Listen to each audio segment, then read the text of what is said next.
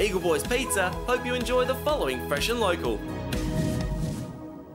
Welcome back to Fresh and Local. Brendan Murphy, the Chef Explorer, is back. Welcome back to the couch. Good afternoon, everybody. everybody. You were with us last week. Where were you last week? Last week, was it Easter holiday? Yes, a couple of weeks ago. Yeah, it was What'd you do? A chefy event. You worked on Easter. Not a hard life, huh? Yeah, had a good time later. You did? Oh, that's good to hear. Maybe we talk about that in our private time. Now, tell me about this thing that you're running now. You're looking for some cooks. What's that all about?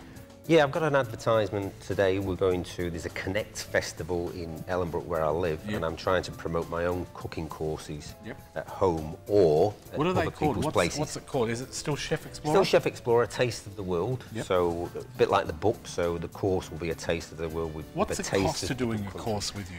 Today we've got a special on for if you enrol in a 6-week course, you get it rather than $60 an hour, you get it at $50. That's cheap. For a 2-hour session. Beautiful. 2-hour session for 6 weeks. And if you sign up for the 6 weeks, you'll get a free book. You get the free book, which is, of course, the Chef Explorer. Now, we'll give the website out for that one, of course, very soon on the show. And good luck with that. What are we making today? Going to make some Japanese pork rolls today, which is an excellent starter. All right, well, let me show Ivan our ingredients, because I'm over here with Ivan today, because Matt's away on his happy birthday, Matt, our cameraman. What have we got there? So we've got some honey, we've got some hoisin sauce. Honey, hoisin. What's hoisin? Hoisin sauce, a bit of a soy sauce mixture with Chinese 5 spice and that type one's of thing. soy This one's sauce? soy sauce. And we've got some lovely Some pork, is it? fillet. Look at that. How do you choose your good pork fillet? Well, again, try and look garlic? at the use-by dates. I've chopped some garlic and chopped some ginger. You beautiful. want a nice light Fresh pink. ginger and fresh garlic. And what else have we got? For those two, this is all the marinade, and then I'm going to show you how to cut up the pork. I'm going to bash it out. I'm going to roll them with some French beans. Sounds good. Okay. So the first thing we'll do is get the marinade on the go. I've got a nice Chinese bowl Now, it's very here. important to have a good marinade on garlic. meat, isn't it? I always like a marinade. A lot of people, you know, when you go to a restaurant and a lot of people say, oh, no sauce on my meat, or no. Do you find marinade's a good thing? Yes, because it does 3 things. It adds flavour, of course. It can tenderise some of the meats that you might particularly want, especially for the barbecue. 50 ml of soy sauce. Now, you do a radio show as well. I know, just hearing your microphone pop for a minute, I thought of my days in radio. Where is your radio show? Radio Ellenbrook, 88 FM. I do a community show. Can they hear you online, or do they have to listen in live? Not yet. We're hoping to get a digital antenna and license at the moment. So beautiful. So what have we put in there? You've put the soy sauce? Soy sauce. We've got the 50 ml of the hoisin sauce as well. Hoisin sauce. Do we need any honey? We need some honey. Oh, beautiful. We've got the ginger and garlic in there. You've put that in already, haven't you? Put that in already. Beautiful. So again, about the same amount of... I love how cooks just throw a little bit of this, a little bit of that. I do the same when I'm at home. And it tastes a little bit like this, a little bit like that. Okay, now give that a good mix up. Do you want me to mix that while you chop up your pork? So that's beautiful. Marinade. Oh, that smells nice. Have a look at this, Ivan. I'll let Ivan have a little bit of a sneak look in there. That's the marinade. You want to try some, Ivan? Beautiful. Look at that. So next thing, guys, is the pork fillet. Yep. And just so to show you, you will need a good knife, or you can get the butcher to do it. This is a filleting knife, because when you get your best piece of pork, which is the fillet, there's a little bit of silver skin here.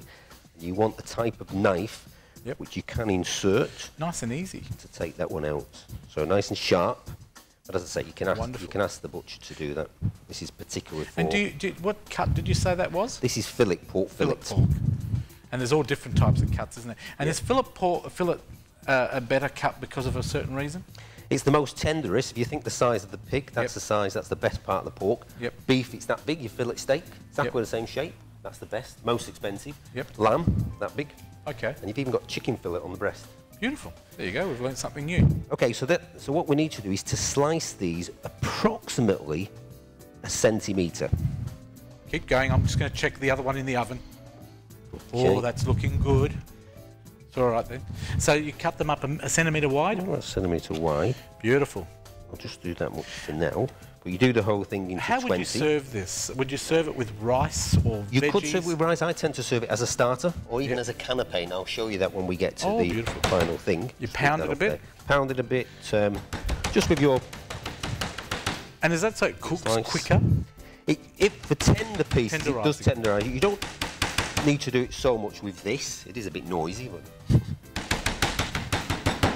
this is so you can actually roll them in. So there's the pieces there, as you can see. Yep. Bit of a difference, isn't there? Just keep me informed of the time, Fred. You like to pound a bit of your meat there, don't you? A bit of meat, yeah. Sometimes I've worked in big places where you have to cook for 1,000 people. Yep. And you put an apron on which is specifically for steak, and you've got to bash 1,000 steaks. Oh, wow. And that's a long time, and you usually sing a little song and do quite a few things. What do we need to do now? Okay, so keep pounding them. Yep. And then next thing you do is you get your French beans. Now you need my marinade. And I've also got some carrots here as well. We'll just put them for there now. So you do that with all of them. And then with the French beans, you approximately, if you look at one steak, you want them about that length. Yep. Each particular one. Just top and tail them, especially the top you want off. Okay. Now these are fresh, aren't they? Just out of the supermarket or the garden? And you can do carrots. The recipe's not got carrots in. So if someone doesn't like carrots, they can leave them out. Leave it out. It really is with French beans or with spring onions. You can put capsicum in as well to add a bit of colour. But I thought I'd show you just a couple of different ways, as we'll see when we get the final product done. So we've got that nice bit of orange in there. Okay, then we roll them up. So you just put the bean in between it, do you? Yep. Just roll it.